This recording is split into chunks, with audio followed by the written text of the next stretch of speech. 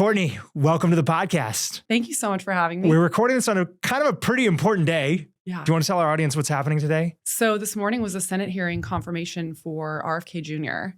And that was, did you watch it? I kind of caught it a little bit late because I had something in the morning. Yeah. But I came in at a very contentious moment. It got pretty contentious with a few senators. It was honestly uncomfortable to watch.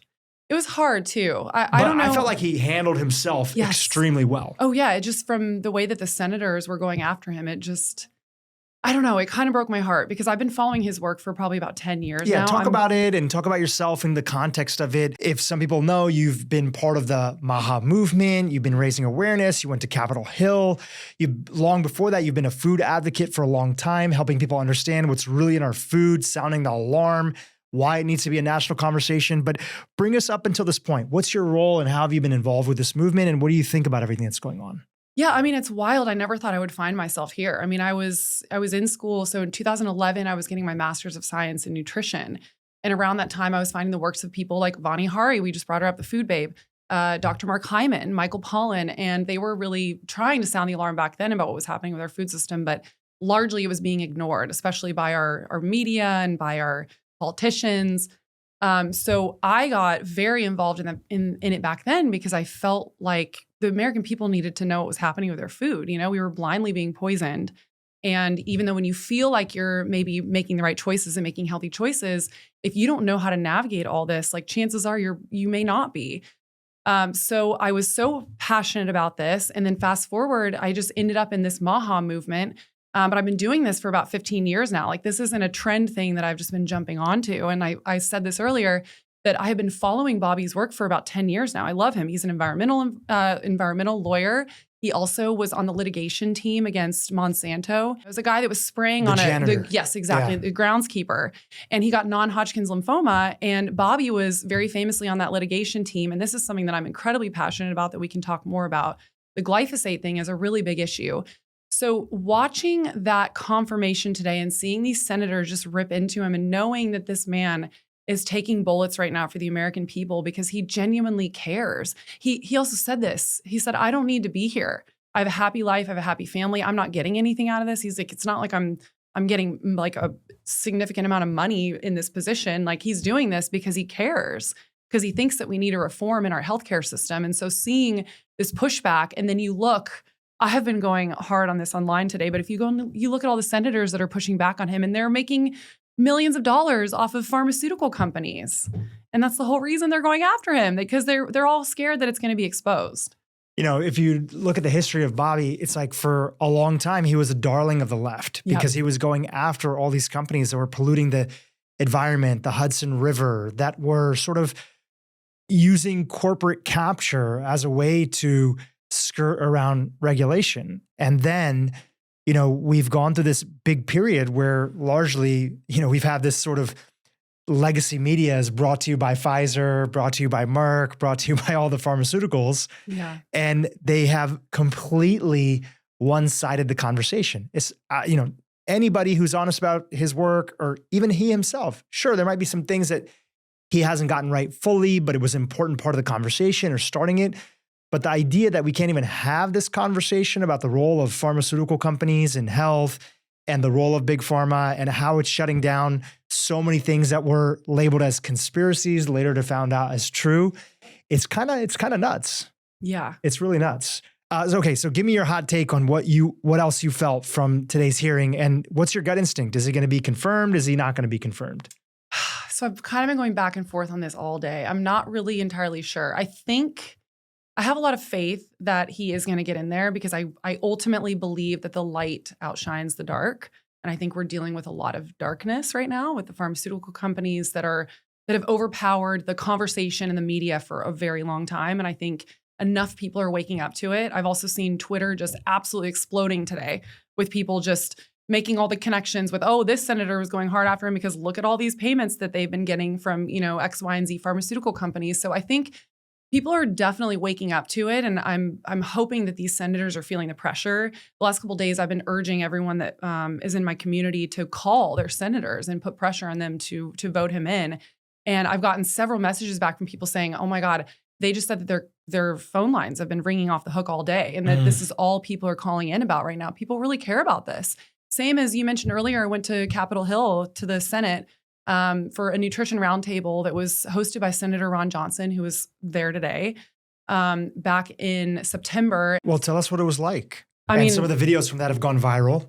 We'll link to them in the show notes. You put them on your YouTube page and everything. It's absolutely surreal. I mean, what were you talking about? So my specific presentation, my speech was all about glyphosate. This is something I'm incredibly passionate about the way that we're farming right now, big ag and these big agrochemical companies that own the majority of our food system right now, specifically Bayer. Bayer bought Monsanto back in 2018, and Monsanto is largely responsible for GMOs that have been put into our food system. And they also own something called Roundup, which is also known as glyphosate, which is an herbicide that is widely being sprayed on our food system right now. Back in 2016, they estimated that we were spraying 287 million pounds of glyphosate a year on our farmland. And it's projected that it's much higher than that now. So I presented to the Senate. I was incredibly concerned about this. We're seeing rates of cancer go through the roof. And then you look at what's happening in the courts right now with Monsanto, Bayer. They're getting destroyed. They've paid over $2 billion to people that have gotten non-Hodgkin's lymphoma from using glyphosate, from using their products. Nuts. It's nuts. And then you want to know how insidious this is, and full circle it is? So these farmers are spraying glyphosate, which is owned by Bayer, on their farmlands. And then when they get cancer from it, they're given chemo drugs that are also created by the same company, Bayer. Wow. The janitor, I looked it up for your reference, Yes. Dwayne Lee Johnson. Dwayne Lee Johnson, yes. Yeah. So that was a really famous case because I believe he was the first one that put it on the map. He set the precedence for the rest of it, and Bobby was a part of that litigation team. And so I've been following his work for a long time, and I can see how much he cares about the American people, and his whole message and what he's been trying to get out to people is these corporations are poisoning us and our government, and we have policies in place that are allowing these corporations to get away with it.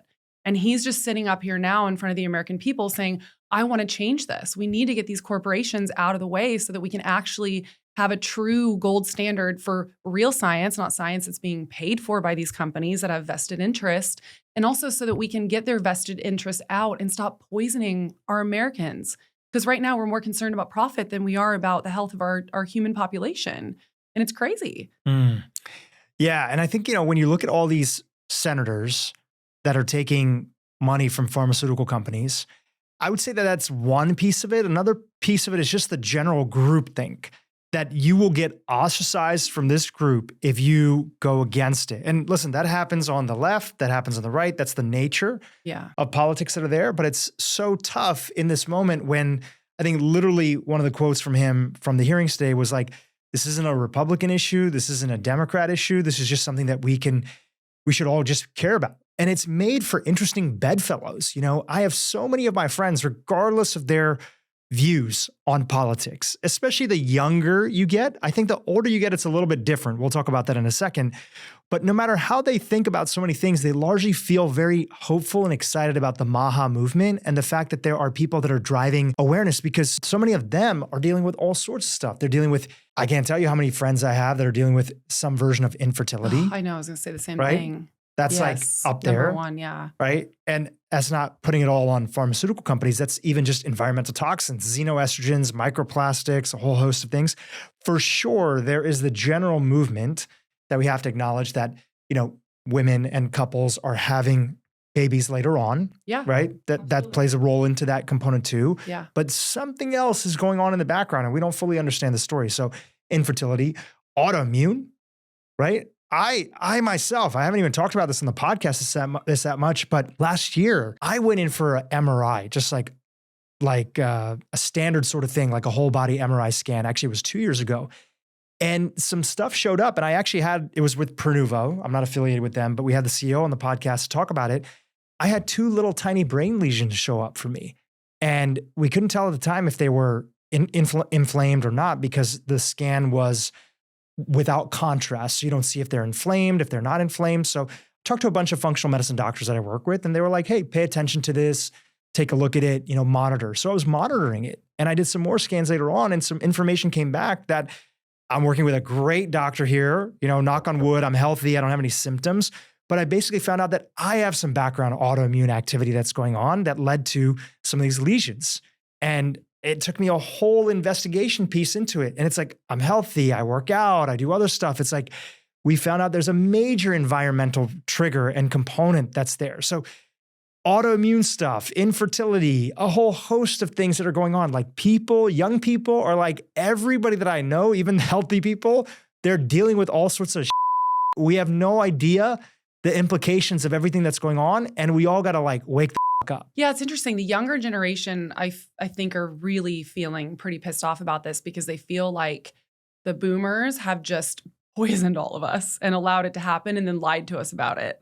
Yeah. That's what I think of. That's what I'm picking up on TikTok. I think that's part of it, but I think another part of it too, and obviously we can't throw an entire generation as the generation that polluted us. Who knows what people will blame us for in our generation. That's fair. Right? They'd be like, all those microplastics, why the hell did you wear the Lululemon? Why did you wear the aloe yoga, right? Yeah. But I think the feeling is, if I would put it on the political landscape, is that a lot of young people, one of the most important things that they feel like they care about is chronic disease. Yeah. And I don't want to typecast because every generation has different people that vote differently and view things differently. But I would generally say that I think that the older you are, the more likely you are to listen to traditional media. Yeah. And if somebody told you that this person's bad, you're more likely to just sort of believe it and not question it. And we saw something this past week because we have a lot of individuals that are sort of afraid of the MAHA movement and what Bobby represents. And obviously this major support that he's gotten from Callie Means and people like yourself and Vani Hari, they're afraid. So you saw this across the landscape sort of attack. You have everything from the Wall Street Journal, which came out hard against him, to his own family, Caroline Kennedy, and a lot of the liberal sort of media outlets. And then you have, you know, people that are paying attention, that are thinking a little bit more independently. Even individuals like the billionaire Patrick, I forgot his last name, but he's the owner of the LA Times. That's right. Patrick Soon, I believe his name is. He's been coming out. Interesting. And he's a developer of cancer medications. And he's been coming out. And he's like, you know, I met Bobby recently, and our cancer epidemic and our toxins epidemic, it's crazy. And like, we don't know what's going on. We have to be willing to put our differences aside and say that we're willing to study this. And the challenge is, if you don't come as an outsider to look at these things, you sort of just feel that everything is the way that it is because it's the way that it is. You're afraid of upsetting anybody. Everybody has some constituency that has some major supporters from healthcare or this category or that category. So I kind of feel like we need somebody from the outside to shake it up and ask different questions, which is exactly what he's doing. We do. We need somebody to go against the status quo, because right now what we're doing is clearly not working. And the people that are in there for right now, for whatever reason, whether they just don't think that way or they don't feel like they're allowed to, they're just not asking questions anymore. They just have been trained to think like, okay, we just know it's X, Y, and Z. And there's this thinking, I think, in the medical system that we've figured everything out. We have it all figured out. We're fine. We can just throw a pill at something. We can have a surgery.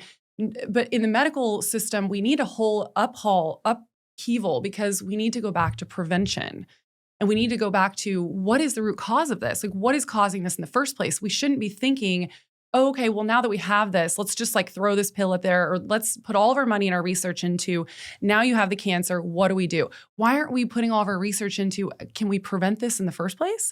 If there's chemicals that we're spraying on our food, can we stop doing that so that we don't get the cancer in the first place? And there doesn't seem to be a lot of that happening in our Senate right now and in our healthcare system. And so there is a lot of pushback from, you're right, I think there's like this old mentality, and people are scared maybe of what's going to come out of it, of the truth. Maybe they are scared of losing money, losing funding from big pharma companies. I mean, it's interesting, and it'll be really, I'm concerned because I feel like if Bobby doesn't get in there, I'm concerned that we're losing our opportunity to have somebody new in there that's going against the grain and going to actually bring up these questions. Well, we'll try to get out this episode ASAP, and I'm sure by the time this episode gets out, we'll know if he was confirmed or not. So let's see what happens at that time. But I think that there's something that's important along with it, is that, you know, this movement's not going to stop, of people caring about it, right? And it might have different voices that are at the helm, but whoever that voice is at the helm, if it doesn't happen with them, it's going to happen with somebody else. Like, you cannot put this movement back in the bag. That is true. Is Thank really God. is what I feel. Do you feel that way? Yeah, I do. I just worry that if we have somebody that gets in there, if Bobby doesn't get confirmed, that maybe is just from the old school thinking. And then from the top down, we don't get a lot of change. But look, at the end of the day, I mean, I've been doing this work publicly for 14 years now. I've been talking about this in my inner circles for like 18 years. I'm so happy because I've never seen it talked about it on a stage like this before. It's getting national attention. I mean, whether or not it's like good or bad press, it's all over the, Washington Post, New York Times. It's on our political stage now. We have our president saying this. I mean, Trump literally said a couple months ago that he wants to get to the root of the epidemic that we're having right now of chronic disease. So I'm grateful that the conversation has at least been started and more people are starting to wake up and ask questions because, I mean, if we can't change from the top up, we can absolutely do it from the bottom, from the ground up. I think the other beneficial thing is that when you have an election like we just had, regardless of how people who are listening voted, and if you saw that a big reason that one of the sides won, it seems to be that a big reason that Trump did win is you had the whole Bobby Kennedy contingency of individuals who were big supporters of him and by therefore a big supporter of, hey, why is the chronic disease epidemic happening? The hope is that everybody pays attention to that. I want to see that as everybody's platform in the future, right? Me Democrats, too. independents, Republicans, like let's get everybody making this a standard thing, the same way that everybody talks about the economy and maybe they have different solutions of how to address it. I feel like chronic disease finally had its moment of, hey, let's figure out what's going on, and especially childhood chronic disease, which seems to be our biggest issue that we're dealing with right now. So, a big part of this is that people shifting their minds and kind of weird bedfellows. Bobby Kennedy used to be a Democrat and was running for president as a Democrat and then kind of got into this other side of things so that he can move forward his movement. And people don't even know how to feel about this sometimes. But I like to bring it back to the individual. Let's first start, before we get into politics again, let's talk about your own story and journey. You've been talking about this for a long time. What were some of the key early moments that led to you asking questions of like, what the is going on? So it was a gradual waking up for me until it all just kind of hit me one day, I feel like, because I was very fortunate. Growing up, my mom has always been really healthy. I was the kid that my mom was buying the off-brand natural cereals. Like we were shopping in a grocery store before we even had Whole Foods, but then Whole Foods came in and bought them out. And it was this really small little natural food store. And I remember I would go to friends' houses and just binge on their like Dunkaroos and Doritos and all the stuff that like I couldn't have. And at the time, I was pretty resentful to my mom about it. My mom she loves to give me shit every time I see her now. She's like, remember when you used to have tantrums every night because your friends were getting Burger King for dinner and I wouldn't let you have it? Because my mom was I look back and like, I'm horrified that I was so upset about it because my mom was making these gourmet meals from scratch.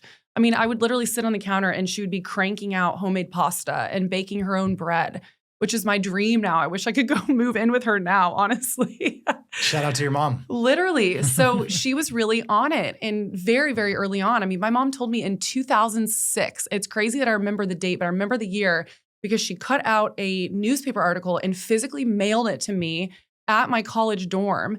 And it was an article about trans fats. And she said, watch out for hydrogenated oils because trans fats are really bad. Well, then we know now, obviously, that trans fats are really bad for us. And they ultimately were pulled from our food supply in 2007. When was that? 16? Somewhere around there, where food companies were finally, they were legally required to take them out. But this is how far back my mom was in on all this. So I had my mom kind of like in my ear showing me stuff here and there. But at the time I was kind of, I was like 21, like, oh yeah, whatever, mom, kind of mentality, but it was interesting. I was still kind of taking it in. I took a nutrition class, my last class in my undergrad, and it really sparked an interest for me that I had never experienced before in nutrition. I have a very inquisitive mind and I love to know how things work. And learning about how food affected our bodies and how important nutrition was. And when I really started to make the connections of what I was putting in my body and how food is literally code for our DNA, right? I just was fascinated by all of that. And then fast forward to when I started finding the works of people like Michael Pollan and Dr. Mark Hyman, I was really upset to learn that what I was discovering about food and how food can be used as medicine wasn't actually being applied for the general public. In fact, it was quite the opposite. And I started learning about things like, the FDA has admitted that they don't have the full manpower to man all of the stuff that's coming into our food supply and going onto our shelves. They just don't have the manpower, the funding. They just admitted this to Bernie Sanders in a hearing like 2 months ago. There's this misconception that if something is on the shelf, that it's been safe and vetted for and that it's healthy and that it's considered to be food. I don't consider these ultra-processed, hyper-processed food-like products to be food. So there was a large awakening for me there. I felt a moral obligation to tell people because this was largely not being discussed. I mean, when I was starting to wake up to all of this, I started Real Foodology in 2011. And there were little circles of people talking about it and, natural food stores popping up and stuff like that, but it wasn't being talked about on a stage like it is now. So I just felt this moral obligation to let people know, like, hey guys, this is how we navigate a broken food system and this is how we can change it. When you were digging into things and you had your sort of red pill moment of seeing like, our food is not exactly what they're telling us it is, what were some of the top foods that would come up consistently that it's like, were there things that showed up regularly that this was a problem? That like this is the most adulterated food category or food type? Was there anything like that was coming up for you? I mean, I feel like it's the obvious offenders, like the cereal, just anything that's ultra processed. That's when I started vigilantly reading food labels. And I was horrified because before then I'd never even looked at them. In fact, when I was in college, I'm so embarrassed to admit this now, but I was so uneducated. So I had gained a bunch of weight when I was in college because I went from eating these amazing meals at home to eating fast food and partying and drinking. And so I gained a bunch of weight and I was trying to lose the weight and I was eating lean cuisines and slim fast bars. And at the time we were being told in magazines I'm opening and ads on the TV that this is what you eat to be healthy. And so when I started reading those ingredient labels, I was horrified by what I was seeing because you look at that, I mean, there's 40 plus ingredients on that and it shouldn't be that many ingredients. And more than half of them, you look at it and you're like, I don't even know where I would buy this in the grocery store. Where would I buy BHT in the grocery store? You don't. You get it from a factory. And then it's being put in your food so that it can be preserved and so that it can sit on that shelf for a lot longer so those companies can make more money. Doesn't have to do with your health whatsoever. It's all about the profits for the food companies. So I would say, the largest offenders are all these ultra-processed, hyper-processed foods that don't resemble food anymore. Yeah. And my sort of fear is that even for us that are generally healthy, right? You, me, the people that are listening to this podcast, it's gotten so bad that the more that we dig into it, it's like even healthy food has gotten really corrupt, I know. right? Now, this isn't being shared to dissuade people, but I don't know if you recently saw this. It kind of went viral on Twitter a few weeks ago, but there's a former founder, CEO. He's made a bunch of money in tech. And through his own money, he put in $500,000 to basically take the foods that he was eating on a regular basis and study them for microplastics and plastics exposure. Did you see this? Yes. And then he made a whole website about this. Is it the plastic list? Yeah, plasticlist.org. Yeah. Mm-hmm. And one of the crazy things is some of the top offenders, you'd be like, okay, I can kind of see. There was, I think one of the worst offenders was like boba tea. Yes, yeah. I guess the kids are all drinking it these days. And you had an entire year and a half's worth of BPA exposure from one serving of boba tea that he found at his local sort of boba shop in San Francisco. But then you go down the list, like the third most concentrated form of microplastics was Whole Foods grass-fed ribeye.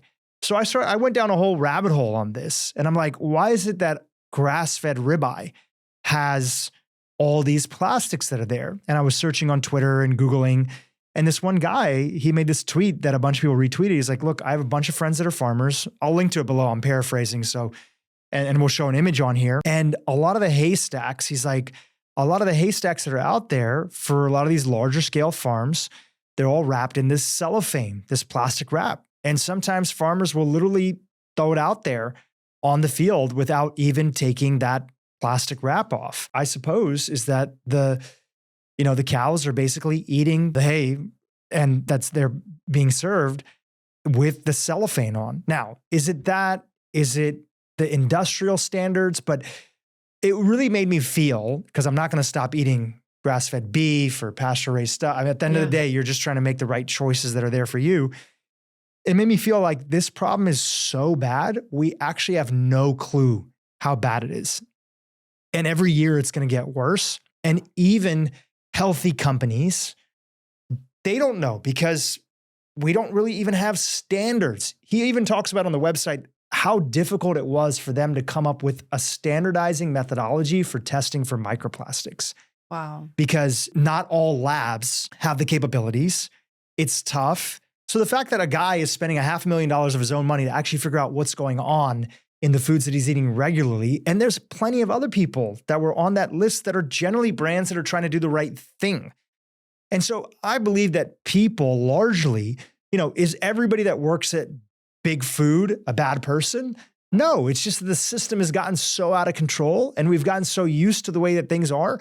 We really do need a little bit of, national support and consumer awareness to kind of get people to actually work together to see what the is actually happening so we can create different standards. It's kind of like, it's our Silent Springs moment, right? Is that the name of the book, Silent Springs, The Canary in the Coal Mine? Oh, The Canary in the Coal Mine. Yes, I know that one. So, whatever the book was named, I'll look it up in a second. But it's our moment of realizing like this has gotten out of control, especially in a global food supply, and we need to do something about this to figure out what's happening. This is why I don't understand the resistance to all of this, because there is a large resistance to it, and people have made this largely political. And I don't understand how we can't just all agree that we have an antiquated system happening right now. We largely didn't understand the implications of plastic on our bodies 10, 15 years ago. Thank God for the work of Dr. Courtney Swan, who I'm sure you're aware of, who wrote The Countdown. And she talks all about how phthalates are affecting our bodies, how it's affecting our fertility, men's testosterone levels, sperm counts. Like, we largely didn't know that this was really an issue until more recently. And now we know. That's the thing, is we have the science, we have the data out there, but now we need to understand where we're getting all this exposure from, and there's the obvious low-hanging fruits, like stop buying the plastic water bottles, right? But the meat, I was at the grocery store the other day. I can't even find meat at my local grocery store that's not wrapped in plastic. And that was the first thing I was thinking. I didn't even think about them physically eating the plastic. Although horrifyingly enough, I've heard in factory farming settings that they will take expired bread from grocery stores, still in the plastic wrap, and just feed it to them. Candy bars in the wrappers. Now, I don't think that that's allowed in the grass-fed organic realm, but in the factory farming realm, I've seen a lot of reports of that happening. So there's largely a lot of stuff happening right now in our food system that needs to be addressed, that for whatever reason, we're not talking about, we're not looking into it. And there's all this conversation politically right now about how we're wasting so much of our government funding going to these weird freakish studies that like no one even wants to have studies on anyways. Why are we not putting our money towards this? This is something that sustains our life. We eat 3 meals a day. This is what we need to live on this planet, and we're largely poisoning ourselves in so many different directions. So why are we not looking at that? Yeah. The answer a lot for two things I want to share about that. The answer a lot from, representatives of big food is like, look, we're just making what the population wants. Yes, right? I've heard that. Yeah. We were making sodas, and that's what the population wants. And at the end of the day, our goal is to make profits. If people want to buy other stuff, we'll start making other stuff that's there, but this is what people are buying, right? I've heard different people's answers on that, but what do you say about that when you hear that type of thing? I can take this 2 different directions. I feel like well, first of all, we know these foods are addictive, right? So there's this weird thing happening right now where we are encouraging people with needles and stuff. That's a whole different argument. What I was going to say is, why would we want to encourage drug addicts instead of get them the education, let them know what this is actually doing to their body? Because I think largely, I don't think people really understand. I think people are starting to kind of understand, like, oh, if I drink a bunch of sodas, it's probably not the best for me. But I don't think they literally understand, like, this is the matter of between you getting diabetes and like having your leg chopped off, like the difference between that, or the difference between getting a rampant cancer and dying at a young age. I don't think that we're truly, as a population, understanding the implications of these food products. I think people think of it kind of in this way of like, oh, I'm being bad today, but it's fine. I also don't think people understand how much they're consuming these products now. You look at the standard American diet, and if people are not reading ingredient labels, they're eating upwards of, I don't even know how many additives and chemicals, 50 plus a day probably. We haven't studied what all those different additives and chemicals are doing in conjunction together in the human body. So to answer your question, I think there's largely an education piece that needs to happen here where people really understand what's happening so they can demand better for themselves. Because I think at the end of the day, everybody wants to be healthy. Nobody wants to feel sick. I think we also have a large problem where part of our population doesn't really feel well. A large portion of our population is metabolically unwell, and they don't know what it feels like to actually really feel well and healthy. So how can we get that education out to people that it's not hitting yet? Because it's very much hit our world, but it's not largely hit the American population. So how can we get that education out there and then get them to actually be demanding better for their foods? And then also, real food tastes good. There's this weird notion out there that if you're eating healthy, you're eating rice cakes and boiled chicken with no seasoning and broccoli that's bland. I have a rule in my house. If it doesn't taste good, I don't eat it. Like I'm not choking down things just for the health of it. Eating real fresh food. I think you probably have the joy of knowing what it's like to go to a farmer's market here in California and get really fresh food and make a meal from that at home. Nothing tastes better than that. And there's this notion that if we're going to take away people's ultra-processed foods, that we're taking away, delicious, yummy tasting foods. I don't think any of those foods taste good. I tried Reese's Pieces last year. They used to be my favorite candy when I was younger. I spit them out. I thought they tasted absolutely disgusting. So I think there needs to be this level of education around all of that and maybe slowly introducing people to healthier foods. Like, how can we encourage them to want to do this for themselves and empower them to do that? Because people are largely addicted, is essentially what I'm saying. And they don't know what it's like to eat real food and what it really tastes like. Yeah, it's so tough because the people who, actually it's not tough, but some people make it seem tough. The people who are largely impacted by food being ultra processed and also in combination of maybe lack of healthcare, et cetera, are the individuals on the end of the low economic totem pole. Yeah. And those are the people the most that need solutions. Could be community-based solutions, could be hospital, quote unquote, pharmacies with an F. It could be all sorts of different things. It actually was coming initially from like the Republican side of things. It was like, you're going to tell all these lower income people in my community, regardless of where that community is, what to eat and what not to eat. That's like a nanny state, right? And I feel like at least now there's this awareness that like, hey, it's not a nanny state to tell people that smoking is bad for you and that you can't smoke in certain areas, right? In that same way, food has a massive impact on our body. We have to get involved if we want our citizens to actually be healthy. And especially when it comes to kids. I was just in Japan in November with my wife. And, we were talking to so many different people about what's it like to live in this community? What is it like for your kids to go to school? And they were telling us like, our kids' school has a nutritionist and the schools are mandated to make food from scratch every day for the kids. And then some schools, not every school, but some schools, kids even have to participate. Every school, almost kids have to participate in like the cleaning process and other stuff. But even some schools, the kids were involved in like the making of the food or the gardens or, being involved in that process. Like that's kind of the renaissance that we need to this degree. Well, isn't it crazy that we don't teach children this? They should be learning this in kindergarten. I mean, I remember, did you ever watch that show, Jamie Oliver, when he went into our school system and he tried to clean up the food system? He showed the kids avocado and they didn't know what avocado was. They didn't even know what they were. Yeah. I feel like we have our priorities so backwards. Like this should be the first thing that we're teaching kids. Put a community garden in all of those schools and have them gardening when they're in kindergarten or elementary school. Help them make the connection with the foods that they're putting in their bodies.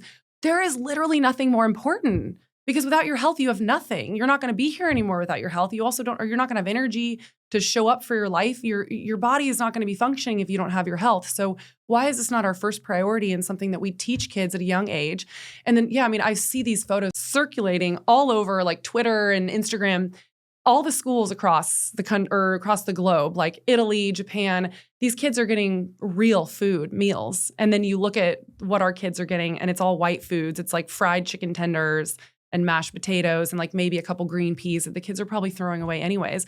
I heard this today on the Senate hearing actually, where one of the senators said, if you go and you look at the trash cans of all these schools, they're largely throwing away all this food because it's all ultra processed garbage that they don't want to eat anyways. And then they're just going and buying snacks and that's what they're eating for their meals. They're buying the Lay's and then the sodas and that's what they're eating because they don't even want to eat the food that we're giving them. It's like prison food. Yeah. So what are some of the solutions? What are the things that you talk about in addition to supporting the work of people like Bobby Kennedy and the hope that, knock on wood, he gets confirmed.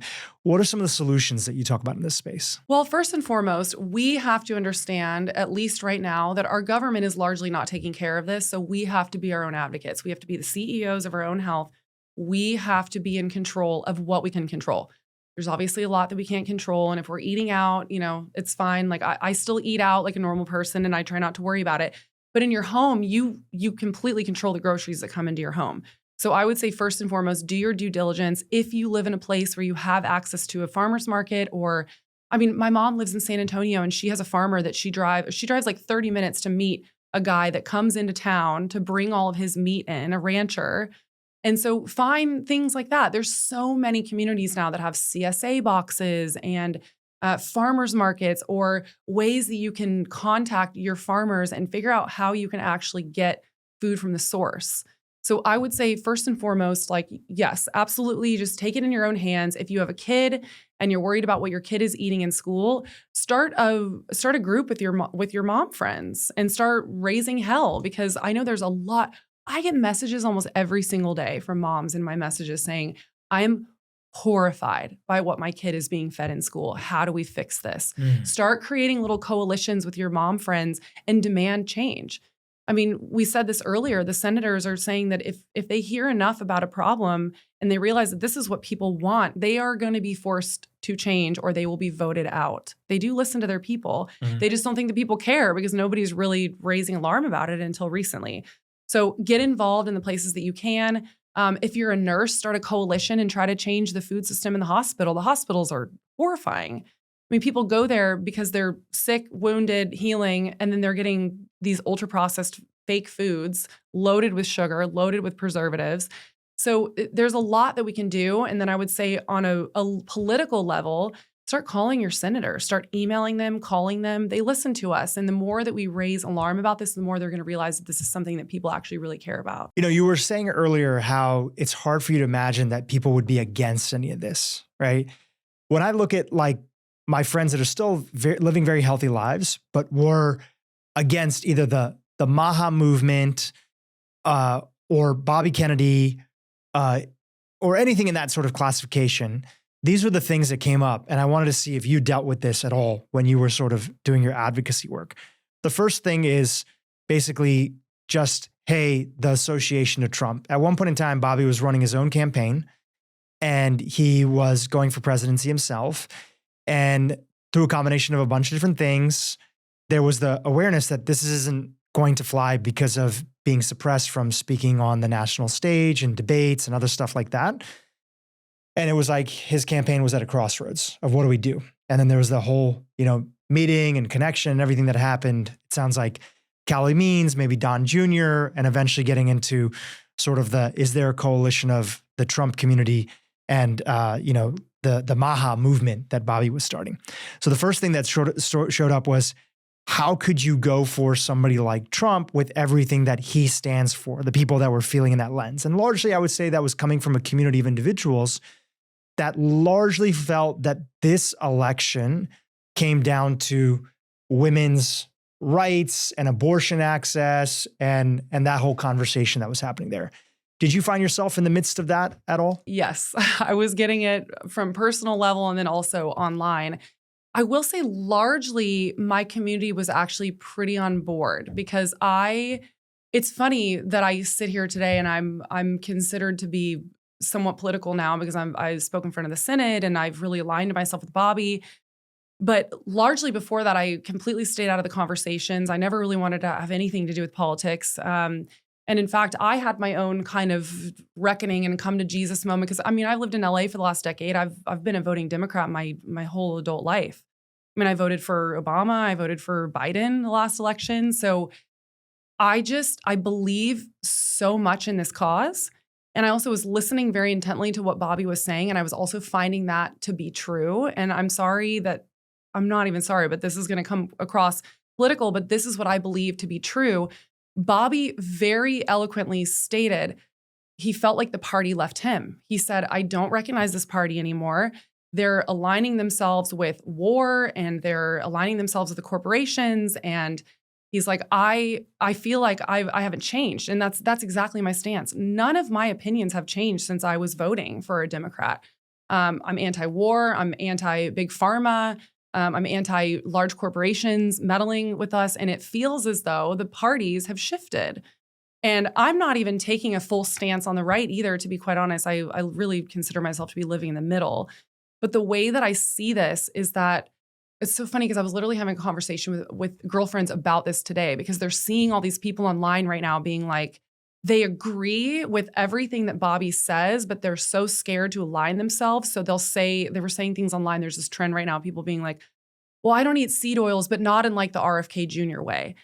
And I was laughing about it because I'm like, why are we so scared to step outside of party lines? Why can't we just say, hi, I'm a human individual that cares about individual things. I'm pro-choice. I care a lot about that. I also care a lot about the state of the health of this country right now. And quite frankly, with the infertility rates and the way that they're going right now, we're not going to have to worry about abortion in 20 years if we don't fix this. In my opinion, this is the largest issue that we're dealing with right now. We're quite literally extincting ourselves.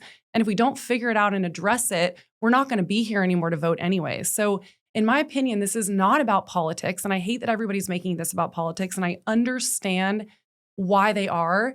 But you have to zoom out and start asking why, when Bobby Kennedy reached out to Kamala, she completely shut him down, didn't want to have a conversation about it, didn't want to ask any questions about the American health of the people. That to me right there was a full stop and made me think, okay, so the Democratic Party, as at least right now, they don't care about the health of the American people. And that's the way I took it. And again, I'm sitting here as someone who considers myself moderate. I'm not like a Trump sympathizer or saying like I love everything that he does. But I largely love the way that this is going right now. And him saying that he wants to get to the root of the chronic disease epidemic in this country, that is where I want to align myself, because whoever is doing that, then I'm paying attention to them. I'm supporting them right now. Yeah. It's funny how many people feel that way, but are sort of afraid to sort of speak up about it. Even what I say, I'm just thinking this out right now. I largely have an incredible family, ton of amazing women. I have like 18 first cousins. The vast majority are women. And I have 2 incredible sisters. And I also have the sense of I'm okay with however anybody else voted. And at the same time too, you can be okay with however I voted, because we all have different things that we care about. And that doesn't negate where we're coming from. And that doesn't mean that we're trying to put our ideas on you.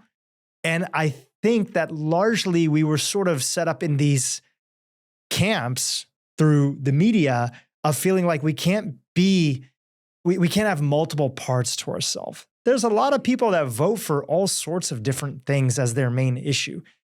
I could see a lot of other things that could be a lot worse than feeling like you're voting because you care about the chronic disease epidemic. Right. Yeah. I don't know if you know the work at all of like Beth Lambert. I don't think so. She's been sort of putting herself out there a little bit more. She was on a few podcasts. We flew out to LA. She's been doing some early studies. They did like a twin study about putting twins who both were on the autism spectrum. One was on one diet, one was on another diet. They have been putting together a lot of case studies.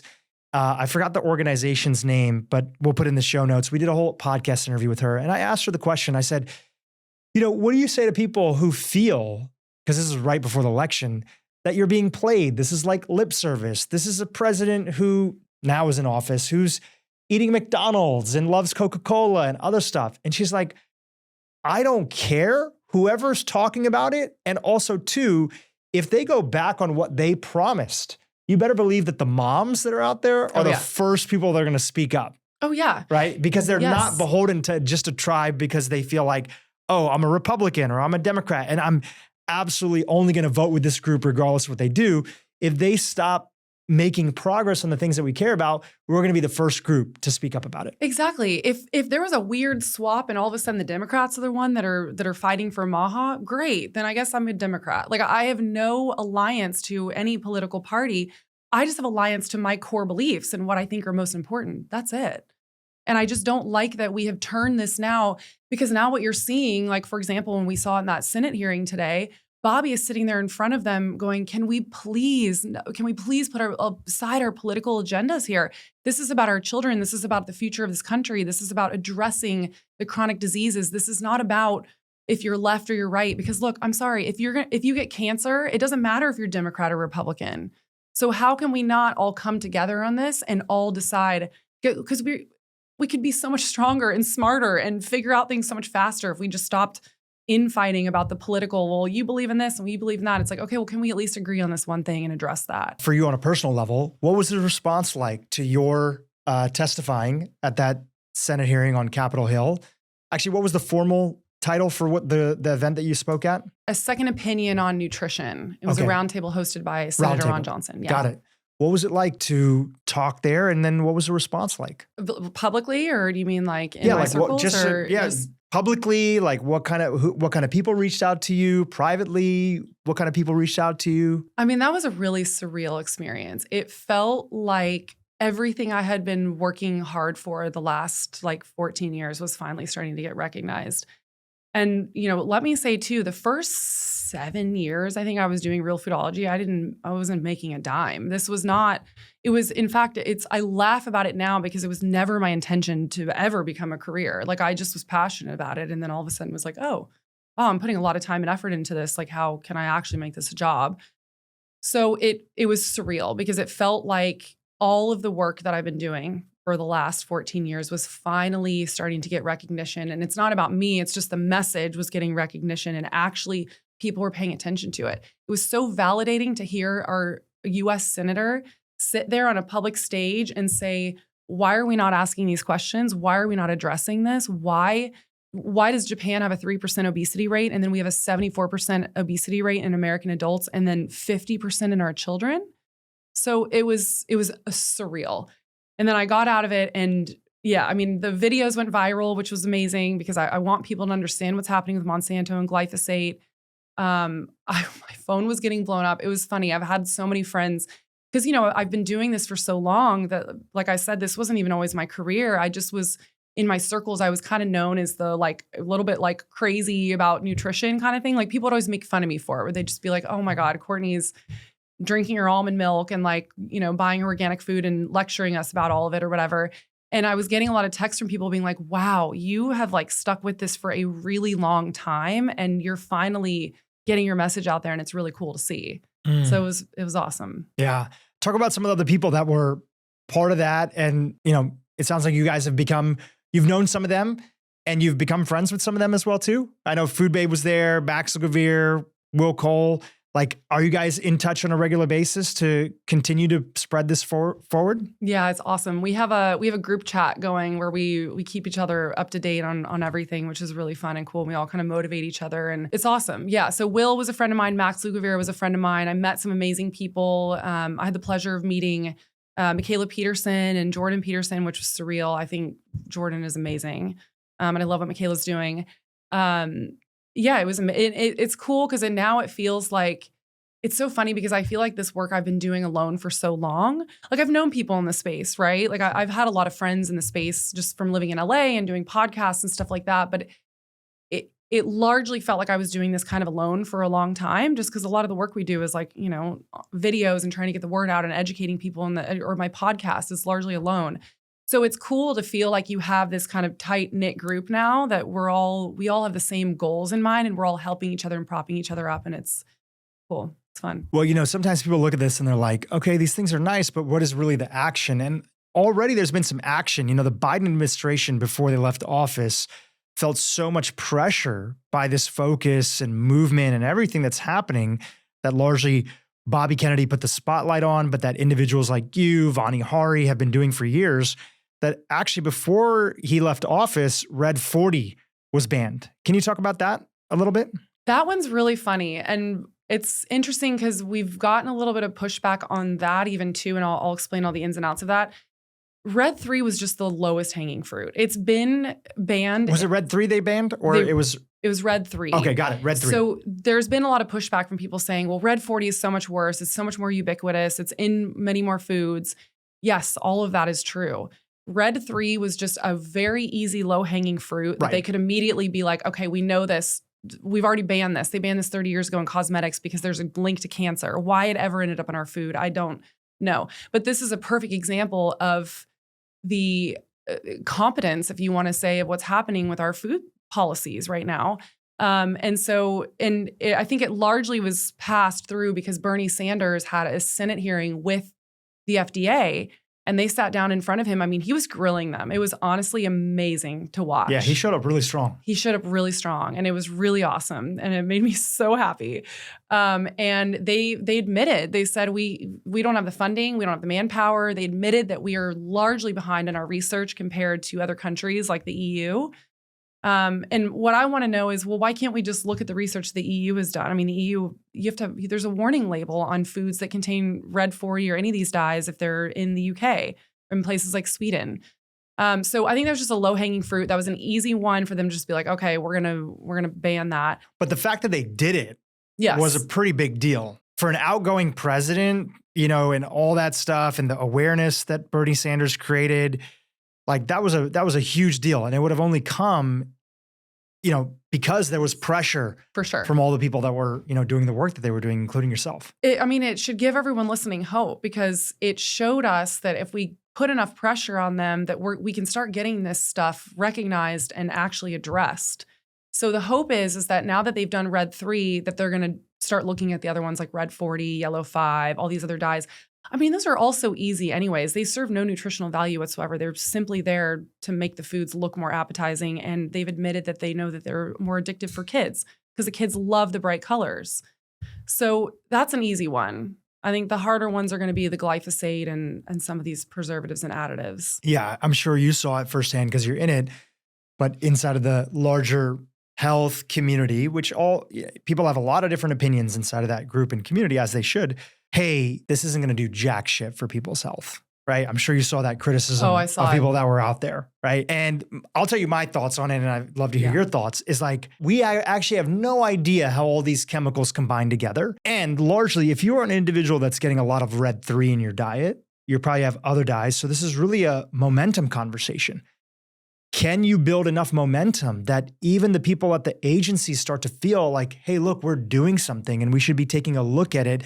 And it's not just complacency because these things have been out there and we don't want to ruffle any feathers in big food. So we're not going to touch it. We're not even going to address it. So this was largely the way that I see it is like you're building momentum inside of this community. And also too, the people that are the lowest end of eating the most processed food, who knows how much of the toxins in their lifestyle are coming from this one particular thing, Red 3, which I misspoke and I said Red 40 in the beginning. So I understand the criticisms because I'm seeing a lot of people saying, okay, well, even if you take out these dyes, it's still not great food for you. I totally agree with that. But I see a couple different angles here. One, I see it as, like you said, I think it's great momentum. I think it also gets the message out there to people and it starts helping people connect to, wait a second, our FDA has allowed this dye that we know has caused cancer. It's linked to cancer and it's been banned in cosmetics for the last 30 years and they've allowed this dye in our food. What else are they allowing into our food? So it's sparking these questions in people. And also, look, we're in this problem in the first place because we're not making food anymore. We're making food-like products that have all these additives and have these dyes. If we can start stripping all of that, I'm not against buying things in packages, but I buy things that are made with 3, 4 ingredients. They're made with real whole food ingredients. So how can we get to a place where we can strip all of those packaged foods of all the things that we shouldn't even be eating there in the first place? So I just see this as the first step to hopefully many where we start questioning all this and going, oh, okay, so the dyes are not great. Okay, well, what about the preservatives that are making the food not mold and sit on the shelf for 3 years? Without molding. Maybe, we should look at that. And I think it's it's stepping stones, right? It's baby steps. There's no way we're not going to sit there tomorrow and be like, okay, everything's gone. We're going to get rid of all the additives and all the fillers. I mean, we have to start somewhere, right? And so I believe that this is starting somewhere. There was a book that was written a few years ago. I don't know if you came across it, but it's a guy, he's a professor at Harvard and he's also a medical doctor. Yeah. His name is John Abrams. And the book is called Sickening, I believe is the name of it. I think I've heard of that. I'm not sure. This guy, kind of like Bobby Kennedy, he's been an expert witness. Obviously, Bobby Kennedy has been on the litigation side and suing, big pharma, big food, et cetera. But this gentleman, he was a researcher who was looking at a lot of the data around drug companies. And it's a fascinating read because he has so many years of this experience. And what he realized as he started to go in and be called upon as an expert witness for people that were having reactions to mostly pharmaceuticals is that there was a super inconvenient truth in the world of pharmaceutical drug development, which is that anytime you hear the term, hey, that drug is peer-reviewed, or we had peer review research on this drug and this pharmaceutical, the thing that most people don't know, even doctors don't know this, is that when those peer reviewers actually get the data for a drug of, hey, does this drug work? What are the side effects? What are the implications? What is not good about it? They only get a sanitized version of the data. They never get the raw data.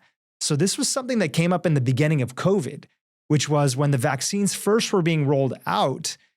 You know, one of the important questions that a lot of people that were in the deep know were saying is that, hey, all these drug companies are saying 99.9% effective. Yep. We actually don't know. Why don't we know? Is because we don't have access to the raw data. The raw data is considered an intellectual property because drug companies are afraid. If other people had access to the raw data, could they come up with other derivatives or other uses of the drugs themselves? So where this showed up is that there was a drug, it was a blockbuster drug called Vioxx. Vioxx. Yep. Yeah. And John Abrams was part of the whole trials and the expert witness on that case, because once he started to get access to the information, he saw that all these deaths that were associated from taking this drug were being sort of swept under the rug. And it's estimated that 50 to 60,000 people died early because they were taking this drug. You know, and the reason I bring it up is that there's a lot of things that we actually don't know about that are inherently sort of baked into the system. It could be with food. It could be with regulation of pharmaceuticals. And when you start looking at the actual data, just like your mom was telling you early about trans fats, the story of trans fats is crazy. I wrote a whole newsletter about it. Oh, you did. There was a researcher named Fred Kummerow, I'll link to in the show notes, who for years was sounding the alarm because trans fats are literally the most deadly fat that we have. And he was seeing firsthand that we had so much data that was out there that it was causing clogging of the arteries and immediate death when people had large exposure to it. And he had the data for 10, 20 years and nobody was paying attention. Like this was from multiple different groups that were out there that he was sourcing this data from. And he was talking to anybody who would listen. And it just took years and years and years. And then finally, you know, I don't remember exactly the conclusion because I wrote the story a while ago. Finally, you know, the powers that be were like, okay, we cannot ignore this anymore. Everybody's talking about this situation. So I think we're in kind of one of those moments where we're realizing how many layers of protection have been built in to protect the companies and to not inconvenience them in pharmaceutical, in food, in all different aspects of life that we actually need to shine the spotlight on so that people can wake up and say, hey, let's do this differently. In fact, going back to this John Abramson book, when he was talking about this early on, there was some talk of the medical journals, the editor of the medical journals coming together and saying, let's ban this practice. If we're going to write about this drug and its potential benefits or its negative stuff and write about it in our journal, we need to have access to the entire amount of data that's there, the full raw data. I believe they even published a joint letter, and then unfortunately, completely obviously unrelated, so nobody calls me a conspiracy theorist. Unfortunately, a few months later, September 11th happened and the entire world was focused on a completely different conversation. So it just kind of got buried under the rug. But these are some of the things that we all have to pay attention to. And if you would go to most doctors and say, hey, when you hear about peer review, what does that mean? Oh, somebody gets the data, they look at it, they see, is this drug actually good? Is it not good? No, you get a sanitized report from the drug companies that's largely going to make a drug look good.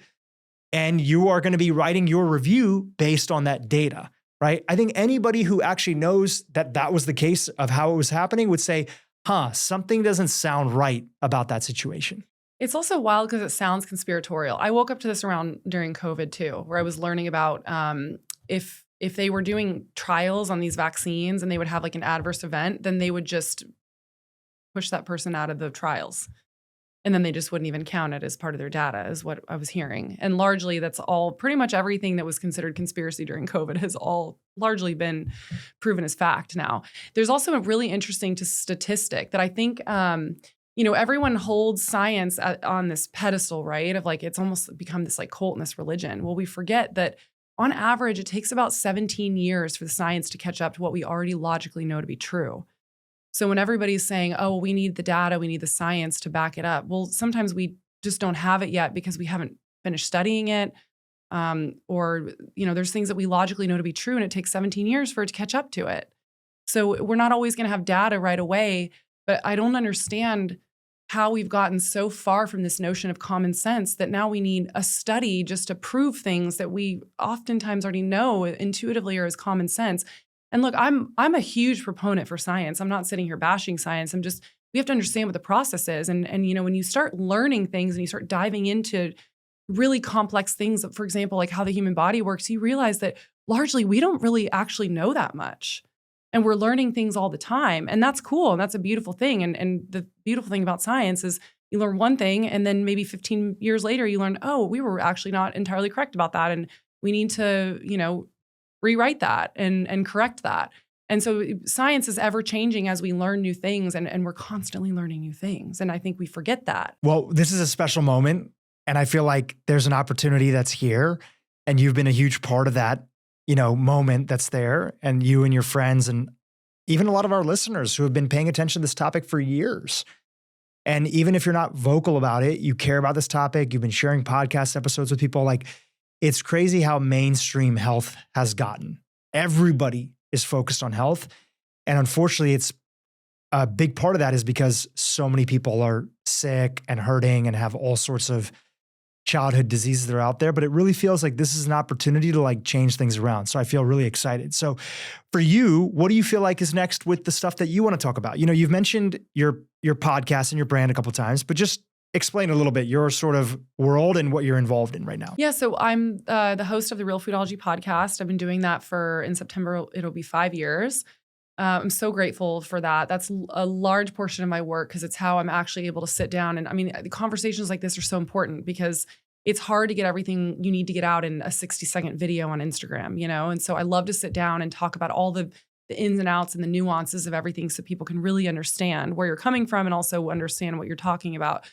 Instagram is also a place where I just have fun. It's a great place to get information out to people, to get people involved, to get people excited about the movement, get them calling their senators.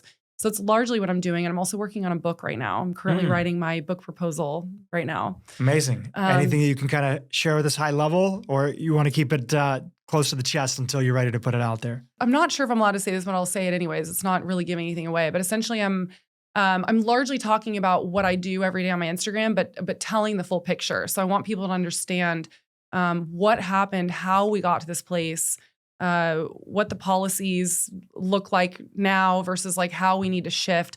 And also just knowing all of this and what we need to change, how can you get involved and actually help be a part of the change and just how you can navigate all of this. So a little bit of your story and also like an advocacy guide. Yeah, exactly. There. And just the actual history of, big tobacco buying big food in 1985 and what happened with Monsanto, just kind of painting the whole picture of how we got to this place with our food system. Yeah, that's awesome.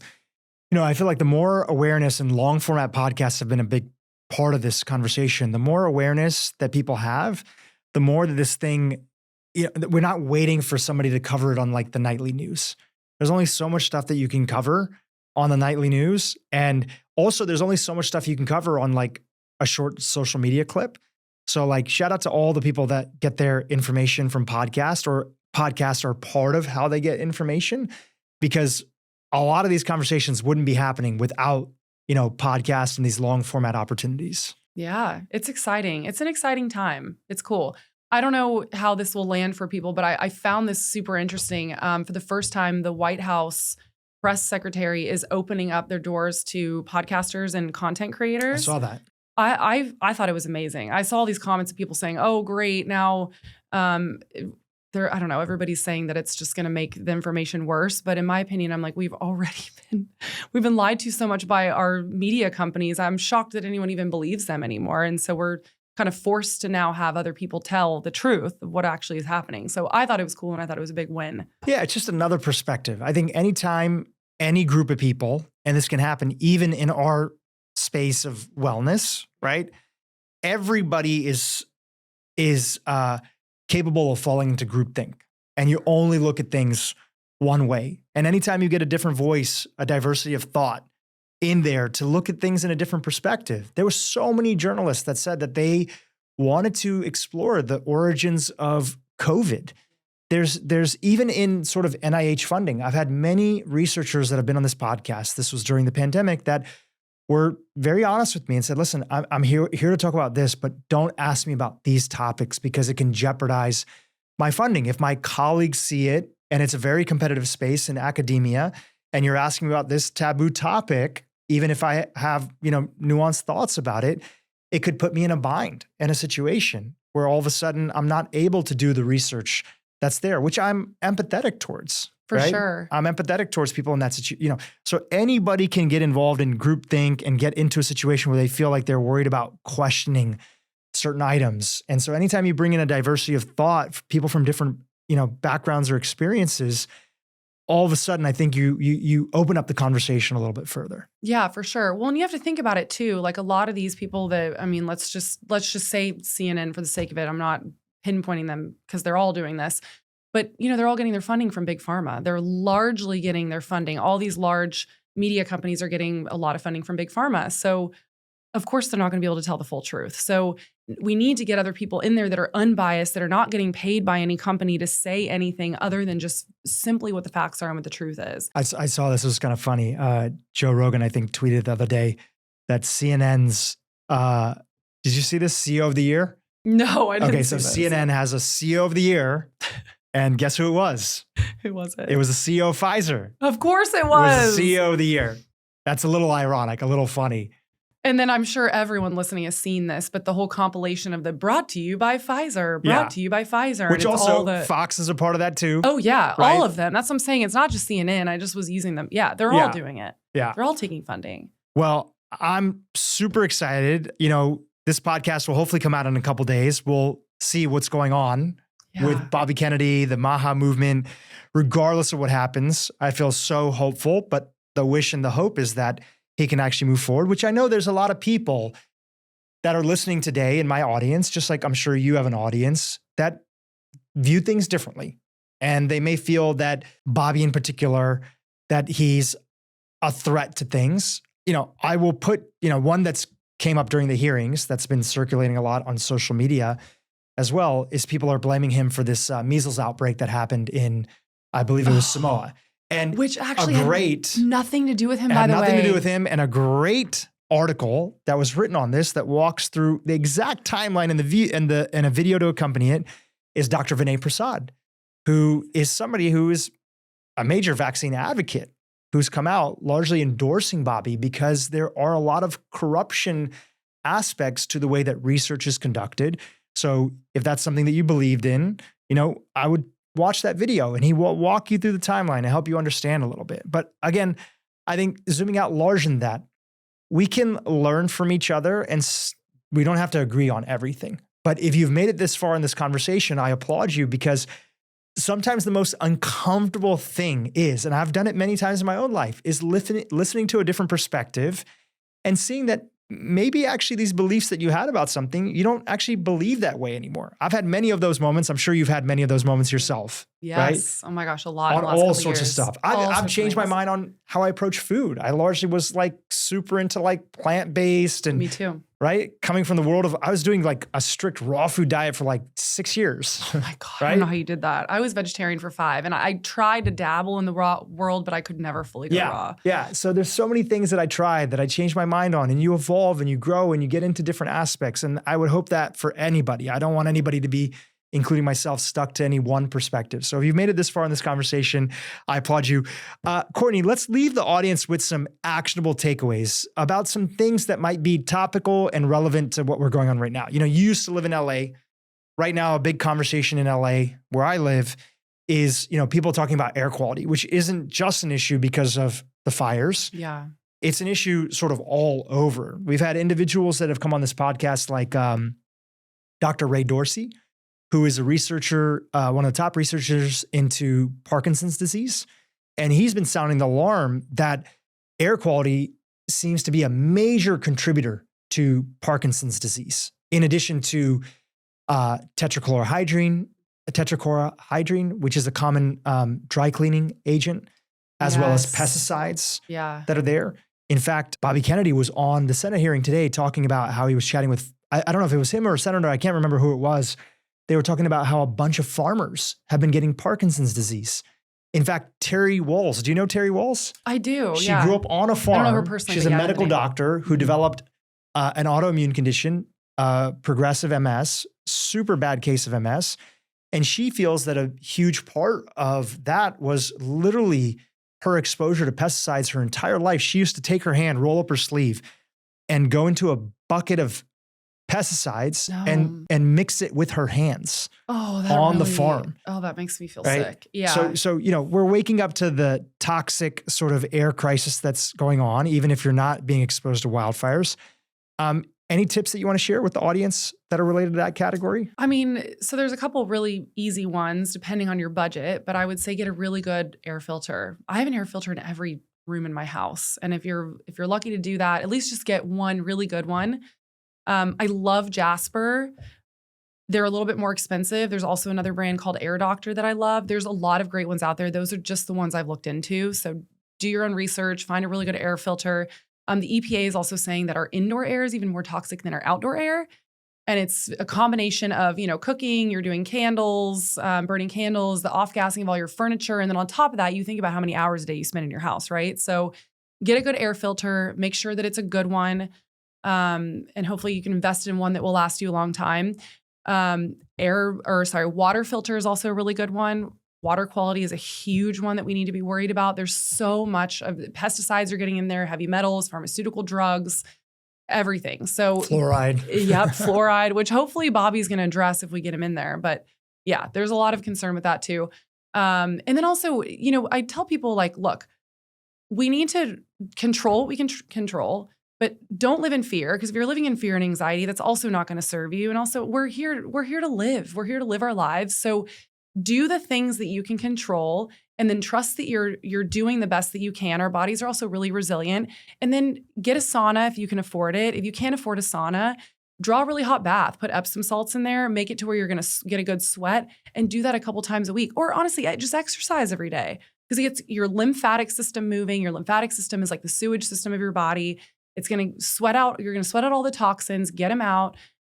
So just moving your body and sweating as much as you can, just making sure that you can get rid of all that stuff that we're being exposed to, and then try not to worry about it and just trust that you're doing the best that you can. And we're all in this together, Yeah, it is possible to think about health, but not be worrying about it all day. Exactly. Right? You just set some basic systems up. I mean, you and I, we talk about this stuff, so we're thinking about it a lot. You're obviously doing a lot of advocacy, so you're thinking about it all the time. But most of my friends, like my men's group that I'm part of here in Los Angeles, they all live a really healthy life, and they just are focused on everything else. But they pay attention to it, because when you have health, you have the energy and the focus and the attention and the stamina to give love and attention to everything else that matters in your life. When you don't pay attention to health, you're constantly thinking about your health because you don't feel good and you don't have the energy to give love and attention to volunteering or helping out with your kids' school or building that new business or writing that novel that's there. So it is possible to think about health, but not obsess about health. And that's what we're talking about today. Exactly. I think people think that I live in a bubble and I obsess about this. I honestly, some of my friends are shocked at how chill I am about it. I think it's just because it's become such a part of my life. I filter my water, I eat organic food. I have these little habits in place that I've been doing for so long. And then I just try not to worry about it. I mean, I just did a sauna last night and I feel great. I try to do those things to mitigate the exposures, because we're all going to be exposed whether we like it or not. And so just try not to stress about it. Do the best you can, and then live your life. Great. I think that's a good message to conclude on. How can people keep in touch with you? And again, just remind us about your podcast. Yeah. So the Real Foodology podcast, it's on all major podcast platforms. I'm the most active on Instagram, which is also just Real Foodology. Becoming more active on X, Twitter, whatever you want to call it. TikTok. And I'm also on TikTok. But I wasn't that worried about it being banned because I'm not as active on it. But I'm happy that it wasn't banned. It's great that it's still there. So I'm also on TikTok, and everything across the board is Real Foodology. Amazing. Yeah. We'll link to all that in the show notes. I'm glad we got a chance to meet in person. Me too. Thanks for all your advocacy and the work that you're doing to keep us all healthy. And I'm going to be following along. Yeah, thank you so much. Thank you. Hey, YouTube, if you enjoyed what you just saw, keep watching for more great content on how to improve your brain and your life. When the needs of the cells are being met and they are not being overburdened with more than they can handle and or toxins, we have health. It's a matching problem.